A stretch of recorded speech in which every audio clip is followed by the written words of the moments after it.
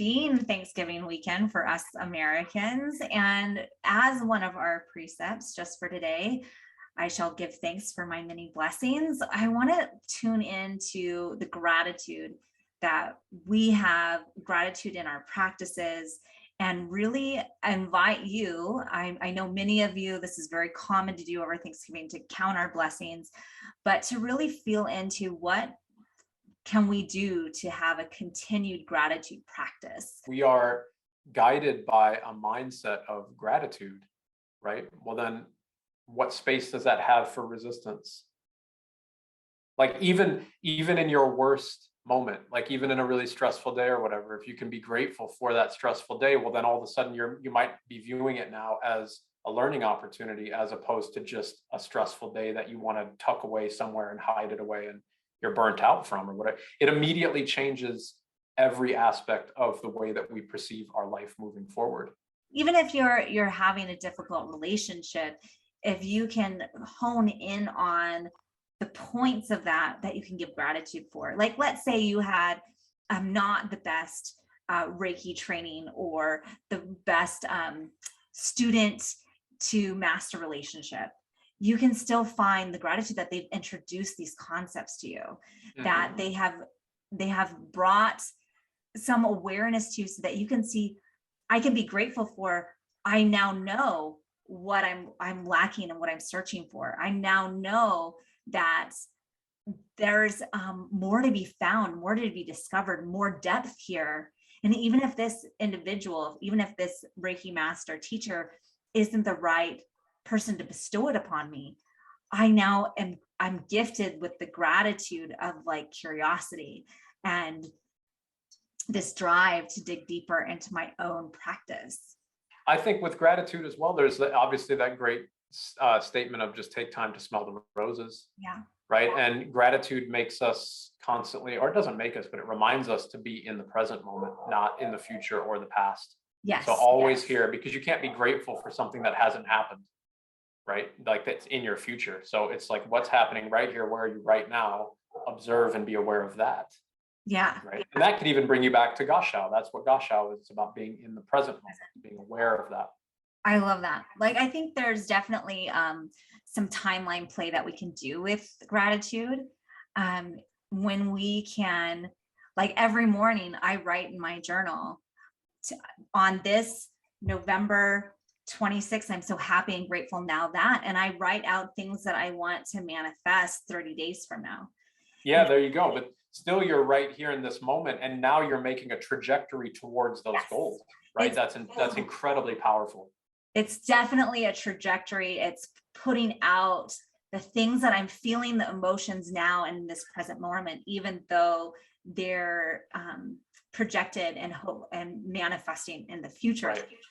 Right. And so it kind of helps put me in a space of, I know that my blessings are already on their way, that I can be grateful for the things that are showing up. And when I'm in alignment with that future timeline, then I'm going to show up in a way today that's going to be in alignment with that future timeline. So I'm going to do the things that are going to be help manifest those goals and those outcomes that I hope to achieve.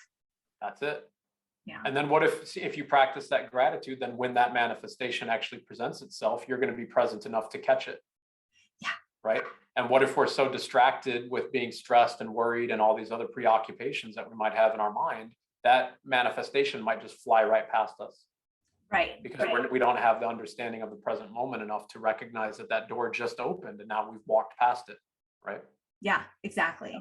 So I love the different dimensional aspects of gratitude work. When you can be mindful, you're not focusing on the traumatic instances that came up, or your the what if this happens, and the negative things that we, especially in our society, get drawn towards and pulled towards because of the cultural climate of everything is bad going on around me. But when we can focus on, look at the beauty, look at the human connection that I've had today, that's where those beautiful pieces arise from. That's fantastic. And we can take that moment of gratitude as well. Like imagine if you're sitting through a difficult moment. You have a trauma coming up in your own healing work, or maybe you just had a Reiki session and it was really heavy or whatever. By practicing gratitude, it allows us to witness the release of that event, or the release, and sit kind of in that release and be grateful that it's being released. If we didn't have a gratitude practice, if we were afraid of that moment, then as it's being healed and released, we might be overwhelmed and try to pull it back in. Yeah. Because we might not be ready to release, but we can actually be grateful of that experience as well. Exactly. And that can be so significantly healing for those with traumatic experiences of fully releasing it, or even pieces of it. Maybe you're not fully 100% ready to let it go, but every time you come back to that gratitude practice, it's softening, it's releasing more. And this kind of leads into, our gratitude. Like, we were just, before we got on the call, we were looking over some of our podcast stats and things that were coming up for the Reiki Cafe community. And we are just blown away and so overwhelmed in gratitude on how much growth we've had in our podcast. We've only had the podcast on Reiki Cafe Radio for 8 months. And when we first started, we were lucky to get 75. It really kind of jumped up in the last couple months. And obviously we are grateful for your gratitude on this as well. You know what I mean? And so it's like, wow, it's so what else can we bring forward? What else are we going to investigate? Like, that's just as exciting as all of the stats and hearing all the feedback, because it just allows us to sink deeper into the things that we're so passionate about. And we really thank everybody, all of our listeners, for that. Yes, absolutely. And I'm sure you both realize, like, Bruce and I, Isabel as well, we love doing what we do and supporting our listeners, supporting our students. And so we've actually, Bruce and I have been playing around with this idea for months, and we finally are like, let's just launch it. Let's just do it. Let's just do the thing. And that's providing Reiki practitioners of all lineages and backgrounds and levels with a support group. And so we are offering, starting in December, a Reiki support group, practitioners that haven't got ideal educations or have some gaps, or perhaps that you were taught in one lineage, but you really want to know more of the traditional, or from more of the, like, how do I actually put it into practice? And so we've developed this Reiki support group to really offer that. Yeah. And so, one of the focuses, like, I'll build on what Christine's saying there, is, imagine you're a Reiki practitioner, but you're also a yogi, or you're also a meditation facilitator, or you're also a holistic wellness coach, or whatever. Like, how can all of that cycle together? Like, these are questions that none of us have really had guidance on in particular. And I would have appreciated that guidance and support ongoing. I would have loved a community to be there where these types of really deep questions could be explored by people like Christine, and by somebody like, I can't really say myself because I'm saying it, but you know what I mean? I would have loved to have sat with people who can help continue to answer my questions as they evolve, as I was evolving in my own practice and learning of Reiki. And that's what we're coming together to offer on this support group. We're going to be offering 2 60-minute calls that are live via Zoom as a group per month, as well as 1 guided recorded meditation that's going to be shared with everybody. So it's an amazing opportunity to come together with both Christine and myself on a bi-weekly basis, or twice a month, and really allow that kind of intimate group setting where we can really discuss and explore our practices together. And you can, chuck your questions out there and get your support from both of us each and every month. And we're super excited about it.